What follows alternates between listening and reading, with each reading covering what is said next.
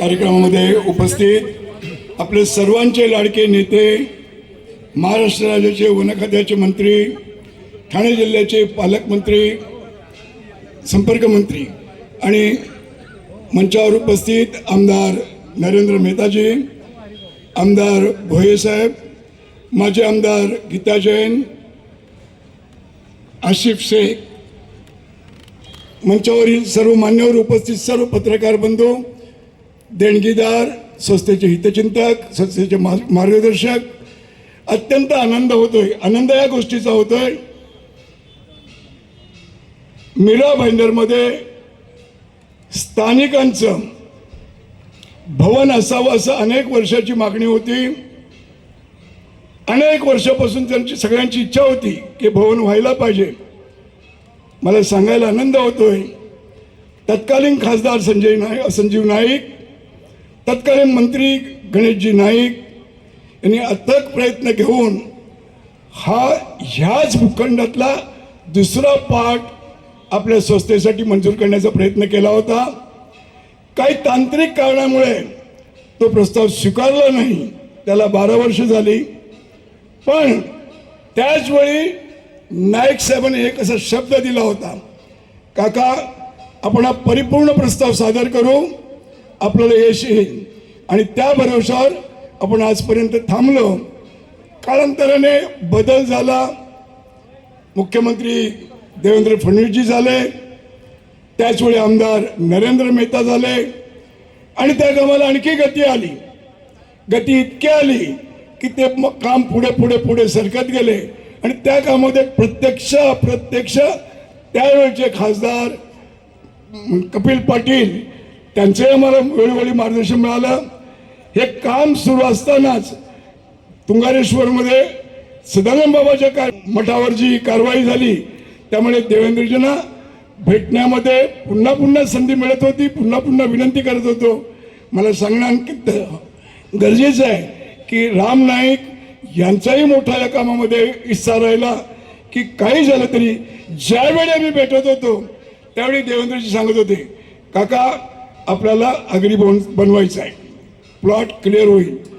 निश्चित त्यांनी नीटनेटका प्रयत्न करून दिलं म्हणून घेतलं असं नाही आहे. कॅबिनेट बैठक करून त्याच्यामध्ये मान्यता घेऊन आपल्याला आगरी भवन 1.5 एकरचा 6,000 चौरस फुटाचा प्लॉट दिला.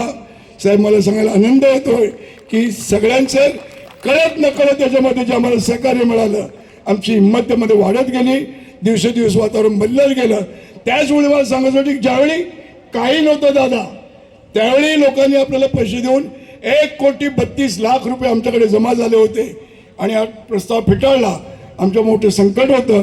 पण एकाही व्यक्तीने आम्हाला असं विचारलं नाही की आम्ही दिलेल्या पैशाचं काय. आम्ही त्यांना शाश्वती दिली. 1,32,00,000 मधलं 1 रुपयाची पण आम्ही विड्रॉल केली नव्हती. सर्व पैसे बँकेत होते, सगळे पैसे चेकने होते. त्यामुळे आम्ही विश्वासात पात्र ठरलो. नंतर ऑर्डर मिळाली. महापालिकेचे सर्व अधिकारी सर्वांनी प्रयत्न केला, सहकार्य केलं. रीतसर आम्हाला CC दिली. आजच्या या आगरी भवनाच्या सांस्कृतिक कार्यक्रमाला दरवर्षीप्रमाणे, जरी महिलांनी गेल्या वर्षीही खूप छान केलेलं, यावर्षीही तशीच आशा बाळगते. बाकीचे सगळे सेट बसलेले आहेत. सगळ्यांना सांगा ना तुम्ही, कारण मीरा भाईंदरची ओळख जरी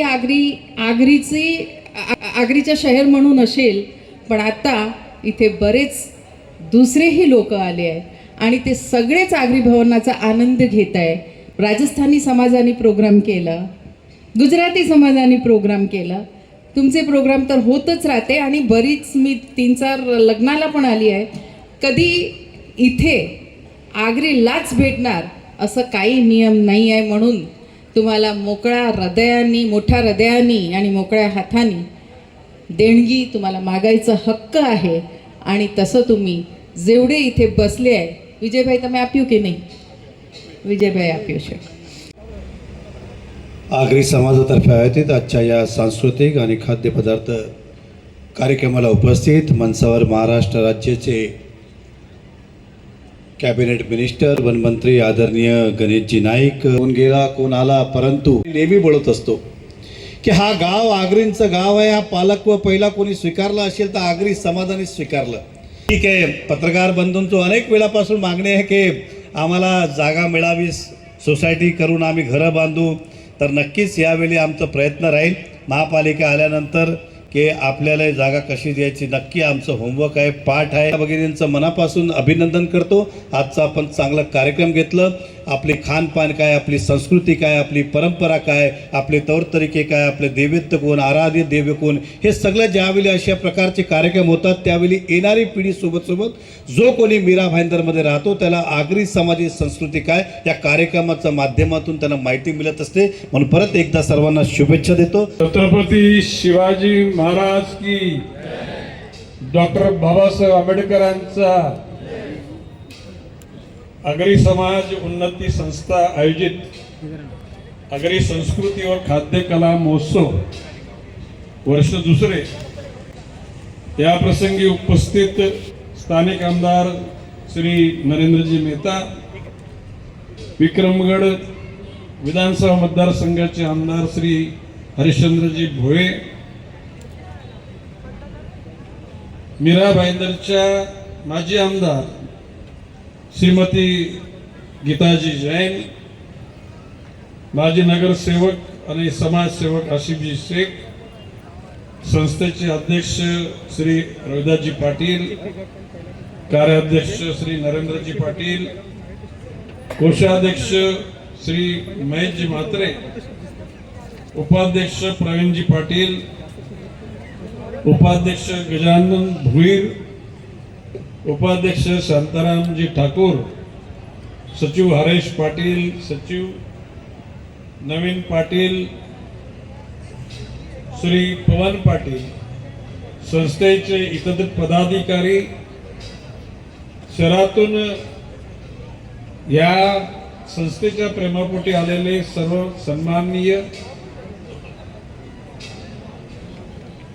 पत्रकार बंधू भगिनी,